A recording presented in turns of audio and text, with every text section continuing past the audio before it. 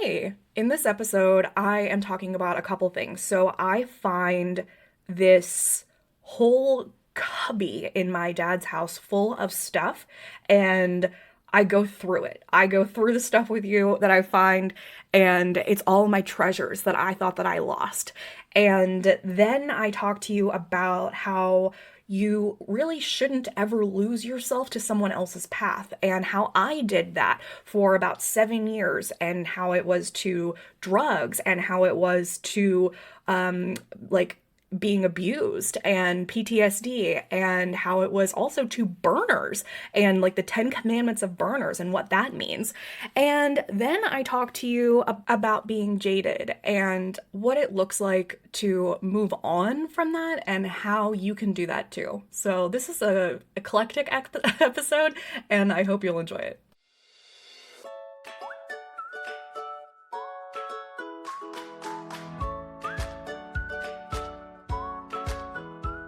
I want to talk about some stories today. I want to talk about truth. I want to talk about a couple things that have happened in my life, and let's see how this goes.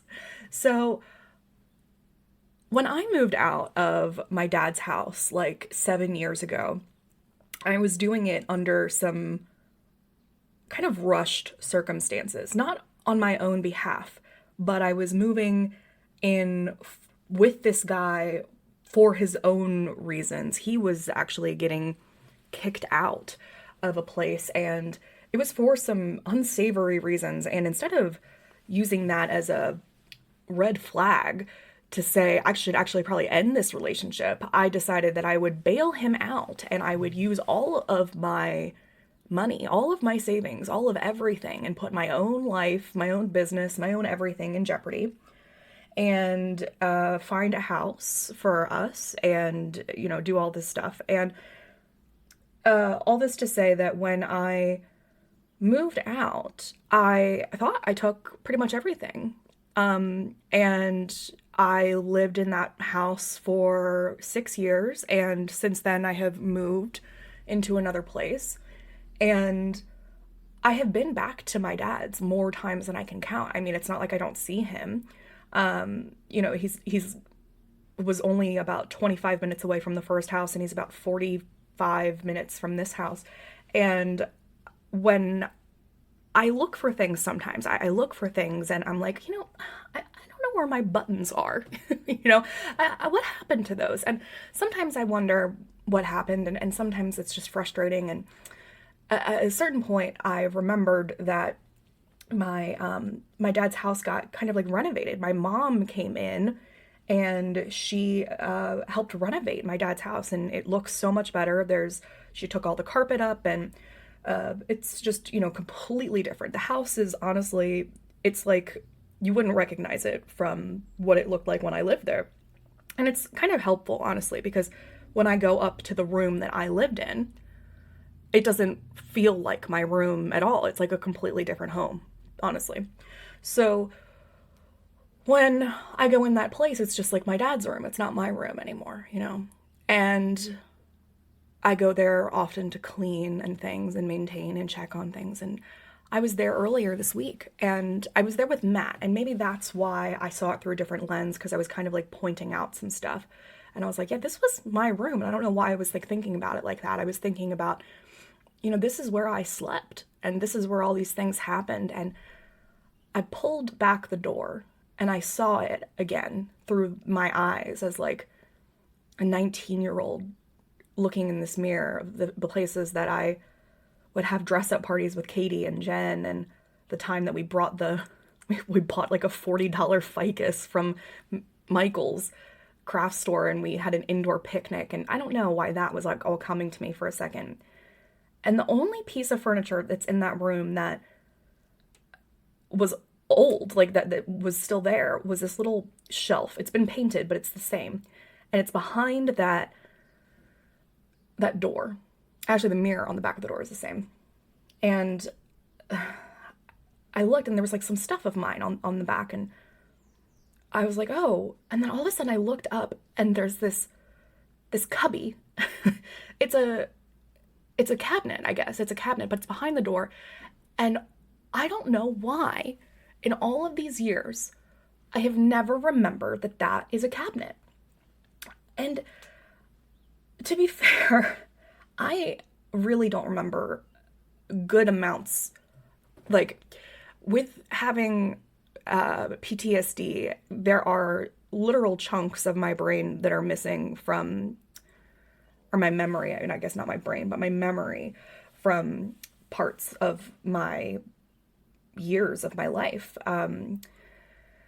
They come back, but I will meet people and they know me. And it's not, I've always had that from events and stuff where people assume that I remember them. And I'm just like, I hosted a 100 people event and I don't remember you specifically. I'm so sorry. But I'm talking about like hanging out with somebody and then they have to reintroduce themselves to me and I feel awful, I feel truly awful. But then in addition to that, I did so many drugs that I think it really just rotted my brain in terms of memory cells, in terms of everything. So the drugs, the dissociation, and the PTSD is like this perfect storm for just like deeply forgetting everything. Including this cubby that I had in my own room that I lived in for 8 years?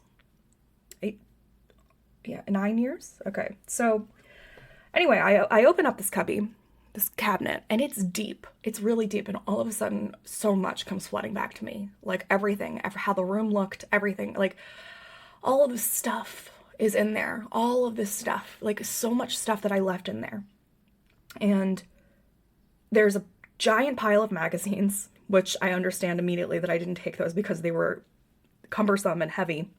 And I didn't need them immediately. There's a couple other things that I didn't take, like all these aerial statues that I was like, what am I going to do with these? Like, this is like something that I don't want to get rid of because it's part of like my childhood and my dad gave me all these, but I don't know that I'm going to keep them in my new house. And I still feel that way. But the rest of it was stuff that I, to this day, don't really understand completely why I didn't take it.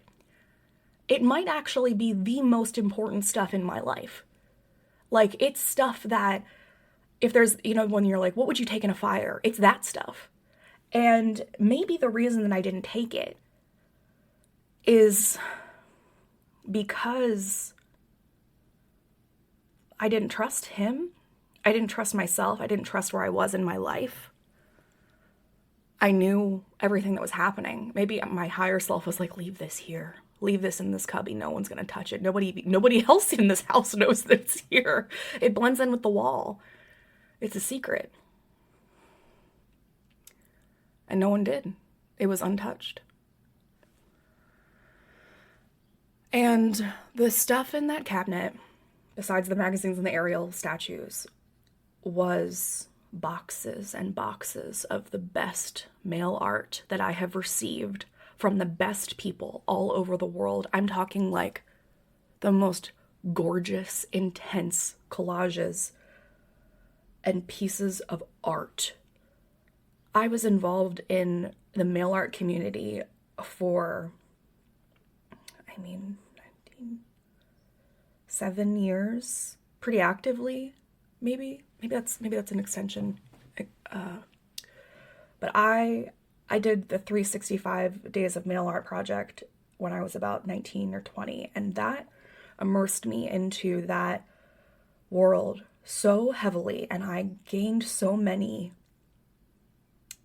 contacts, I guess I should say, I don't know, people, community, and I was able to keep that up. I had so much energy back then, and that's something that I failed to make time for or really even be able to do when I started my business.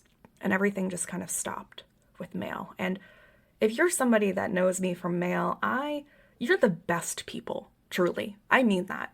Out of all the communities that I've ever been a part of, ever in my life, since I was a child till now, mail art people are the best people. And I stand by that until I can be proven wrong. And what else was in there? All of my boxes of like treasured mementos. Every note that a boyfriend wrote me, mostly my first Matt, not the Matt now, I dated another Matt for 6 years.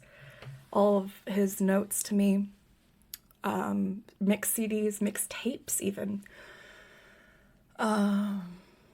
movie ticket stubs, real analog stuff that some people might not even remember being a thing that we would even think to keep.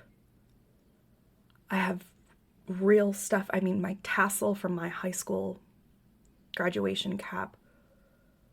Real treasures and ephemera. My grandmother's passport from Germany. Both of them, actually. Both of their German passports. Even though one was only German. I have to blow my nose. Hold on. Okay, I actually just got the boxes, so I don't have to just think about it. So, what else do I have in here? I have sand from my first playa burn, like a Burning Man kind of thing. I have all of my dance recital things from forever, from dance companies, from all my programs of dance recitals. I have golf balls from different things where I stole them from mini golf. I have a lanyard that I've had since I was 9 years old when I saw the USA team play lacrosse, and my dad has always been really high up with like lacrosse stuff from playing at Hopkins and coaching Hopkins, and he got me down on the field, and I met a player, and I thought he was so cute, and he pulled his lanyard off and he gave it to me, and it's sweaty and it smelled good, and he gave it to me, and I kept that and I smelled it all the time. I have these little slides from my grandma. I just pulled one out, and it's my granddad, Da, and I can see it through the light. I have a lighter from the time that I drove myself to Philadelphia, and that was like a stretch for me, and I saw Broad City. It was the first time I took myself to a show by myself, especially in another city. I have all my stuff from the first time that I went to Chicago alone, and that trip opened up my life. It was right after my breakup with Matt, and that was like the time that I decided for sure that I was going to quit my job and start my business. I have my fan club card from when I was obsessed with Alice from Philip Reynolds Naylor, and I met her in I got to see her sign my book at a Barnes & Noble in Towson. I have all these business cards from different things. I have stickers. I have, those wrist things that you get from when you go to a show. I have different things that people have written me. Beautiful, beautiful handwriting. I have all these ticket stubs. I have a little thing that says 33 gumball charms made with love. I have golf, these little things when you play golf, and it's like the cards from golf. I have notes that say, "Hey girl, you're pretty much a cutie." You put that on my I was obsessed with these Welch's Snapple white grapefruit raspberry drinks. They don't make them anymore. I loved those when I worked at Kohl's. I have my company number when I tried out for for dance company. I was number 15. I was the only one that made it from my school. I kept that. I have when I saw Little Mermaid on Broadway. That was my first show. Orioles opening day. I have this little fork that I used to carry around in my mouth. There's this picture of me when I'm 14 and I have no eyebrows, and I'm just I have this fork in my mouth. It's this plastic fork. I took it from the child development unit in my high school, where I met my friend Steph, and we used to take stuff from there. They had the coolest stuff in there, and like there was so much stuff, and we would take some stuff and we would play with it. And that fork, I was so obsessed. It's this blue, chunky plastic fork, and you could see all the bite marks on it. I have this stack of stuff that I got at the Mail Art Expo of Fluxus when I traveled to San Francisco in 2014 to see all of the mail art people from all over the world. And I bet you a lot of them aren't even alive anymore. A lot of them were very old at the time, and so excited to meet them. And I got to get all their artist stamps and pictures with them, and I watched them talk on a stage about how they were there when the Fluxus movement started. And, you know, Fluxus to me is like, everything about Fluxus and avant-garde, like, those are the things that truly inspire me. Like, the things that came from the 60s, when, like, things that we're just like when Yoko Ono puts an apple on like a stand and it just says Apple, like, that stuff to me is what I'm still inspired by. And I didn't even know about that stuff, honestly, like when I started making my stuff. And that is what I love the most about life. Like, it's a collaboration, a connection, a compilation of the fact that I already know exactly what I want and what I want to make, and then I find other people that are doing something similar. You know, it's like, the problem is that when I get too lost in getting inspired, God, that's it. That's really it. It's like, when people told me about burners and Burning Man and all that stuff, they were like, "Oh my gosh, you're doing this thing already. You're doing it. You're going to love this. You're going to love burners." There are people just like you that follow these like 10 commandments, and they're doing like what you're doing already. You're going to love them. And I was entranced by them at first because they were doing stuff so similar to what I was doing. But the thing is that I was doing it already. I didn't need anyone or anything to tell me to wear a tutu or to do random acts of kindness or to make art or to clean up after myself or to be radically self-expressive or responsible. I didn't need a set of 10 commandments to do those things. It's just like religion. It's just like anything. And when I fell, I don't want to say prey, but you know, that's the expression, to the burners, I got lost following someone else's path. And as a result of that, I feel like I was punished with my own karma by getting addicted to drugs, because that was part of that scene. And if I had just stayed true to myself and just said, "This is so cool for you guys. I love that what works for you is following these 10 commandments." They're literally called 10 commandments. And you guys are part of like this giving culture, and you like to be radically, you know, but all of these things are imposed upon you from these 10 commandments.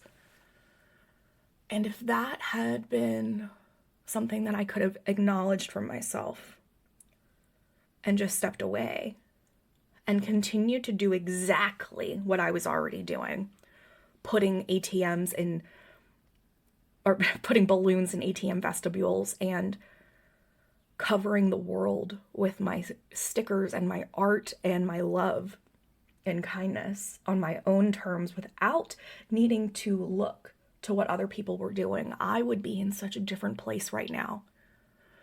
But I had to, instead, I went really deep into what they were doing and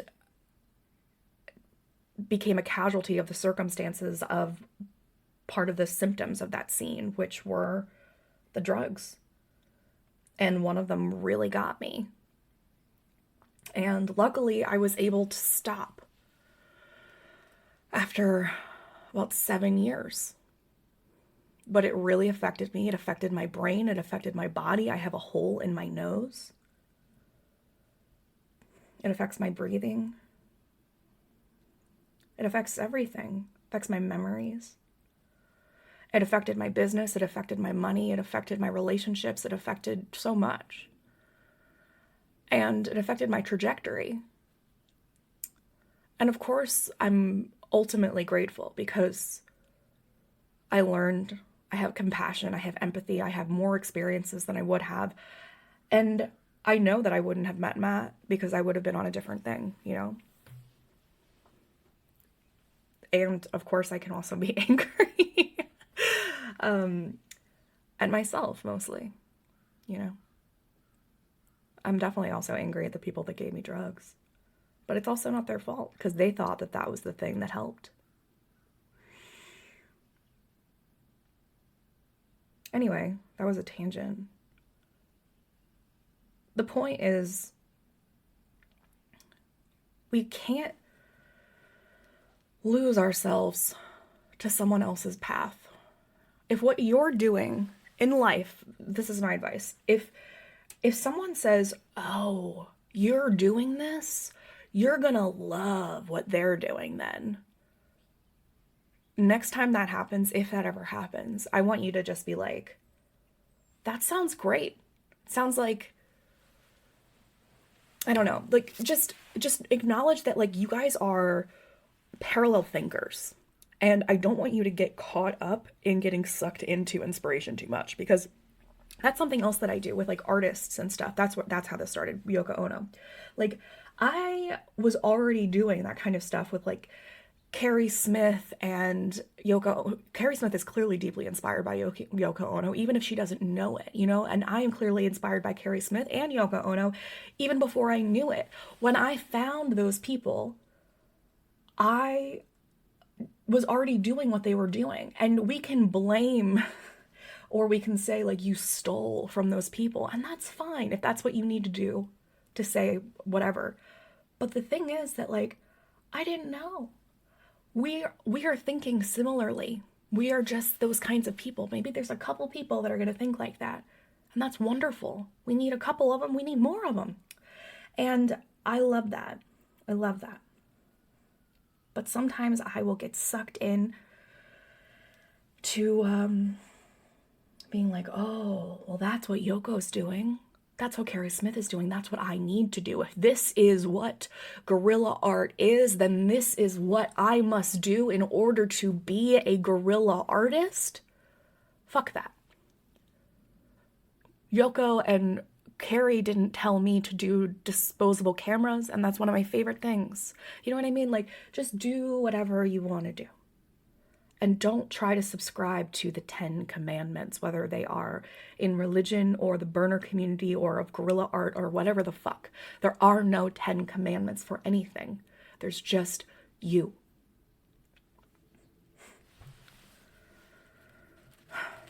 Okay, what else do I have in here? I have a bunch of greeting cards from like birthdays and thank you notes and things like that. I have the times that I've adopted animals from like the WWF. That's like the World Wildlife Foundation. I have all the cards that people gave me when I left my job. I have all the passports I mentioned. I have the family tree my grandma made by hand. I have some of the newsletter copies that I used to send out to people every year. If you were on one of those, I have a couple of the copies that I made. I guess I kept some for myself. I have some cartoons that boyfriends made. I have the times that I've been arrested in here. You won't be able to find those on your own. They've been expunged. I have some newspaper clippings. I have, let's see, times I've been pulled over. I have art that Janice has made me. I have the postcard that Ben Franklin sent me. I have the time that I adopted that tumbleweed, Jerry. I have notes from my grandma, just like her last to-do list. It says things to do. I think it's just her grocery list. It says coffee, 2, cereal, all bran, butter, 3 packs, eggs, yogurt, and dessert pudding, ice cream, coffee, 2, soap for face, Tide, batteries, paper plates, toilet paper, paper towels, bird feed. I will get makeup, liquid powder, hairspray. I guess she didn't get those. Or actually, she probably did, because she died because they were coming home from the PX and she tripped. And then she had to go to the hospital and she died during surgery. So I guess she did get those. She just didn't get to use them. And then her emergency cell phone numbers. And then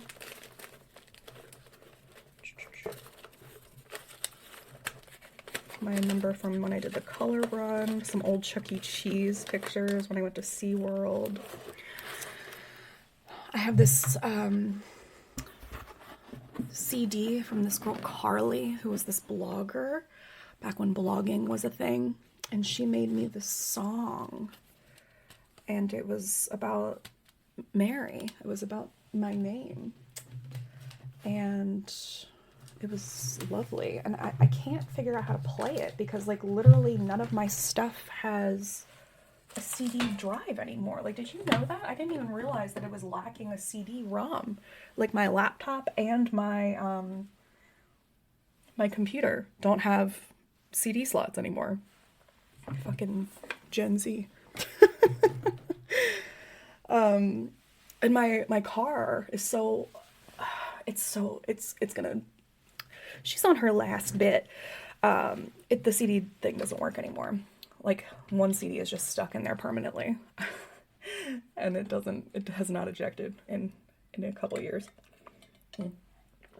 I am gonna rent a car soon. Maybe I could listen to it in that. They still put CDs in cars, right? Like, rent-a-cars? Is it all digital now? Where can I listen to a CD? Oh my goodness. This is insane. Okay, so that was the main... I'm gonna blow my nose again. I paused it last time. That time you heard it. Okay, just like a little weepy. So, I wasn't intending to go through each of those things, and I also wasn't intending to go on a tangent about the 10 Commandments. So this is... I was meaning to go tell 2 stories during this. So I'm going to have to turn this into 2 things. But here's how I'm going to end. Looking into that cubby was like looking into who I was. And I miss who I was. I miss her a lot. And sometimes I feel like I can't get her back. Sometimes I feel like the reason she's gone is because of the reason she has PTSD. Sometimes I feel like the reason she's gone is because she's just more jaded. And that's not something that she can really fix. And then I realized that, like, that's not ultimately the way I believe in life. I believe that pretty much anything can be fixed, you know?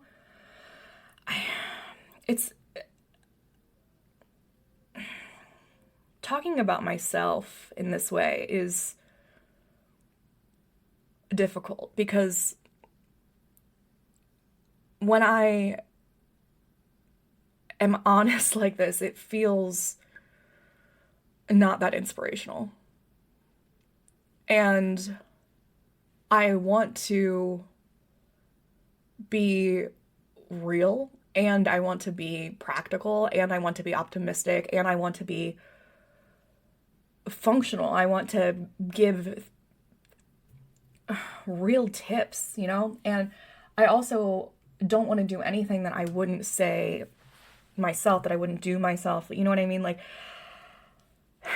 and sometimes I have felt like the things that have happened